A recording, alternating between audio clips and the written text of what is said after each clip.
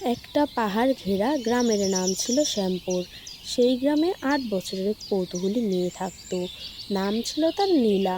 সে খুবই বুদ্ধিমতী ছিল। নীলা সব সময় চাইতো নতুন কিছু খুঁজে পেতে। একদিন নদীর ধারে সে খেলা করতে করতে খুঁজে পেল এক সোনালী পাতা। পাতার উপর লেখা ছিল যে সত্যিকারের সাহসী সে খুলতে পারবে পাতার দরজা। নীলা পাতাটি ছুঁতে চারপাশে বাতাস ঘুরতে লাগলো। চোখ খুলে দেখে সে এসে পড়েছে এক রহস্যময় বনে। এটাই সেই রাজ্য যেখানে প্রাণীরাও মানুষের মতো কথা বলতে পারে। শিয়াল বলে উঠল, আরে কে তুমি মেয়ে? এই রাজ্যে তো মানুষ আসে না।